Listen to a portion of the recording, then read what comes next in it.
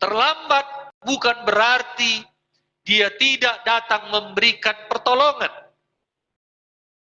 Terlambat bukan berarti hilang harapan kita. Betul? Contohnya siapa? Yairus sedang menghadapi keadaan yang sekarat. Anaknya sedang sakit hampir mati. Markus 5:23. Dan memohon dengan sangat kepadanya, anakku perempuan sedang sakit, hampir mati. Datanglah kiranya dan letakkanlah tanganmu atasnya, supaya ia selamat dan tetap hidup. Keadaan nyawanya sedang di ujung tanduk anaknya ini, hampir mati. Betul? Betul? Satu-satunya harapan hanya Yesus. Tetapi Yesus ada hambatan. Ya, ada hambatan. Makanya dia terlambat. Hambatannya apa? Ada perempuan pendarahan 12 tahun di tengah, ketika dia berjalan menuju ke tempat Yairus, mau menyembuhkan anak Yairus. Di tengah jalan datang pendarahan 12 tahun, memegang jubah Yesus.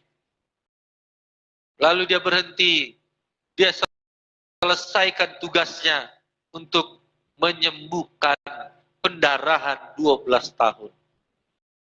Seringkali itulah juga yang kita alami saat pengharapan membumbung tinggi, memohon kepada Yesus, satu-satunya Tuhan yang bisa menolong kita. Tiba-tiba ada hambatan yang menghalangi jawaban doa yang seharusnya sudah kita terima, tapi tertunda. Tertunda bukan berarti tidak dijadikan. Mau berapa lama itu tertunda, no problem.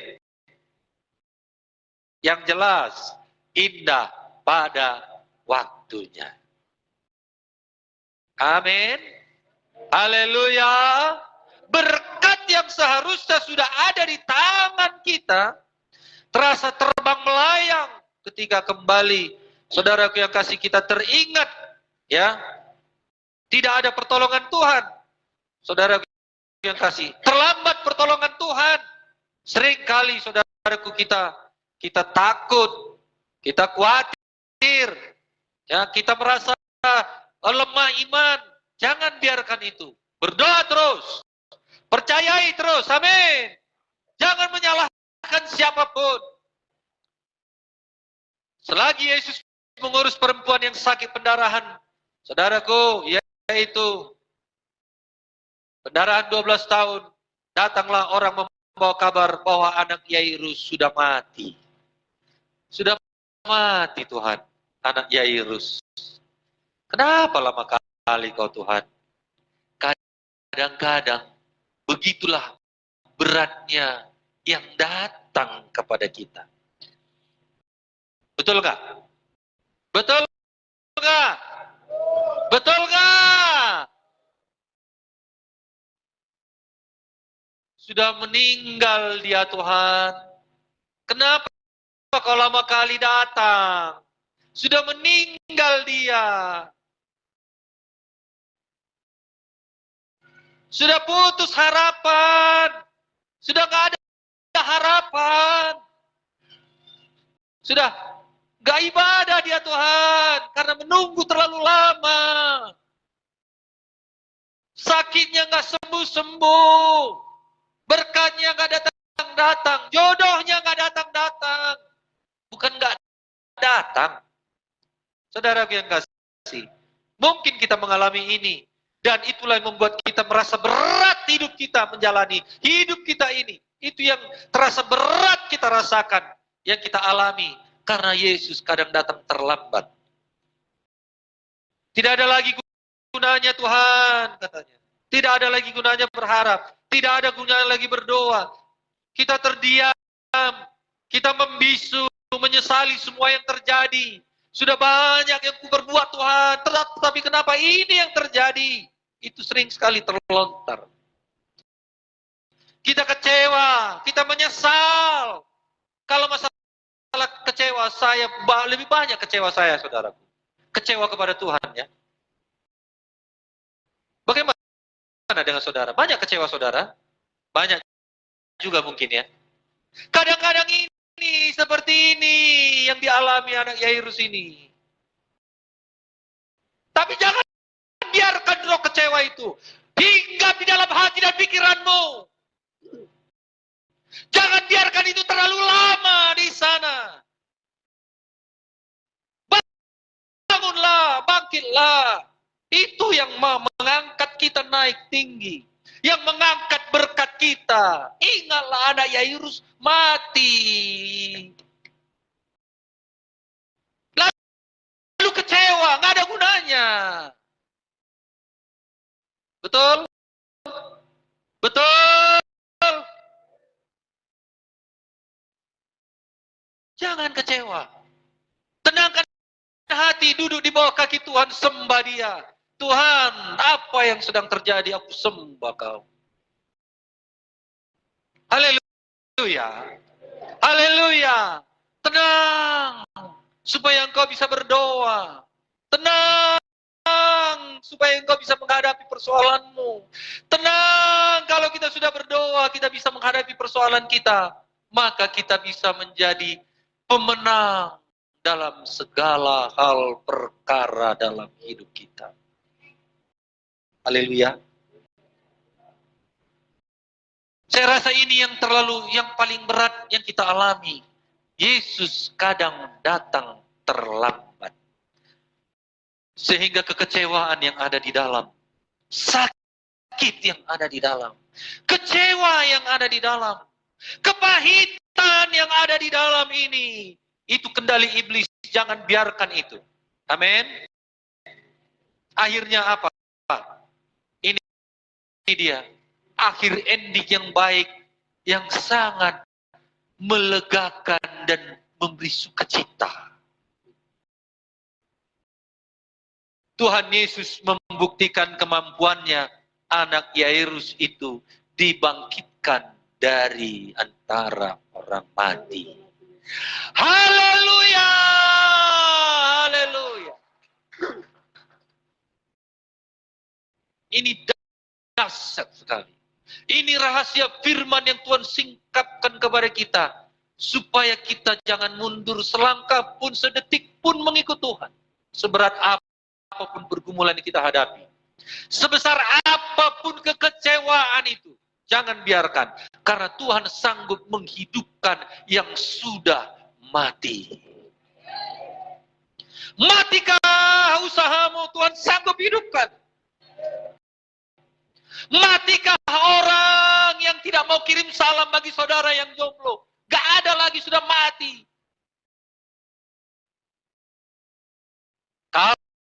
Kalau kita percaya Yesus membangkitkan, siapa saja bisa saudaraku datang menghampiri saudara dan berkata, I love you.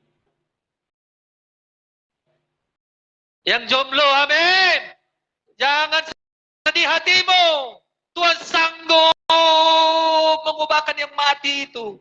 Mungkin ada konglomerat yang mau bunuh diri, yang ganteng bunuh diri, mungkin artis mau bunuh diri di sana.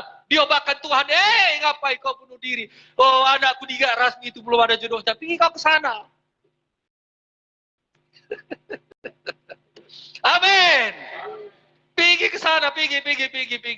Tuhan hidupkan yang sudah mati, menghampiri saudara.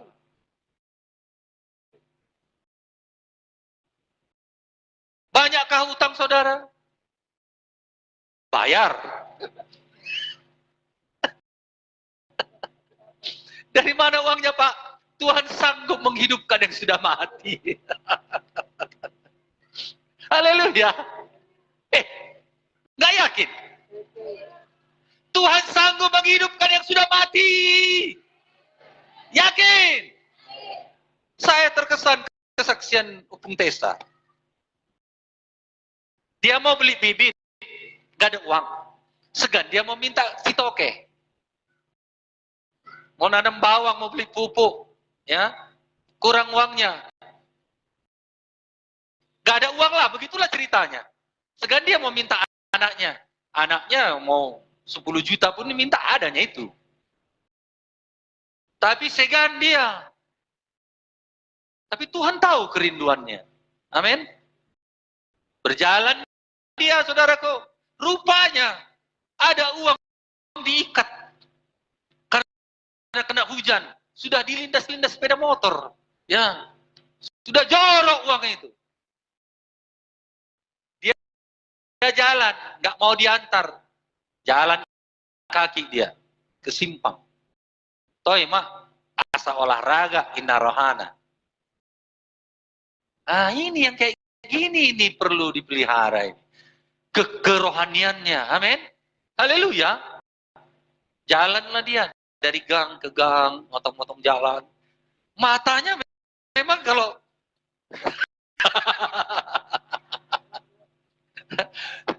bukan karena mau melihat uang makanya matanya cas ya, bukan. Dia lihat loh, sona hebek teh, diambil,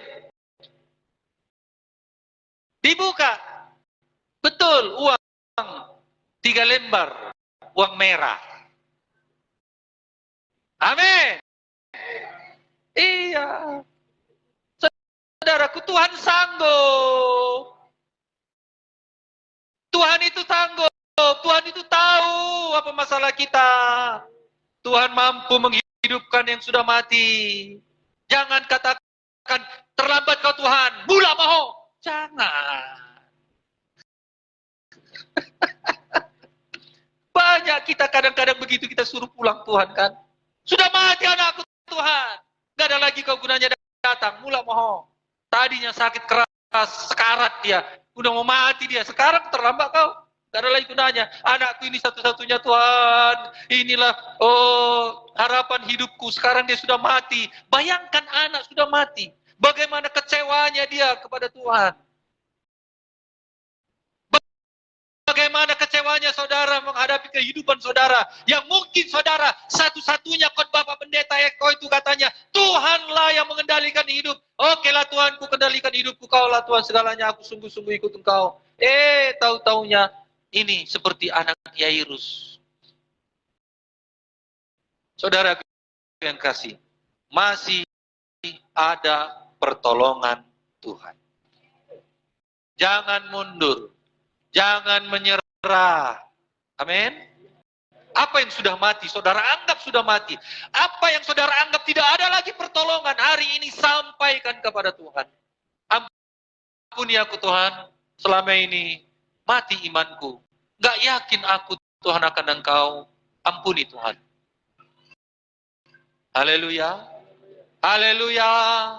Haleluya. Mari kita bangkit berdiri.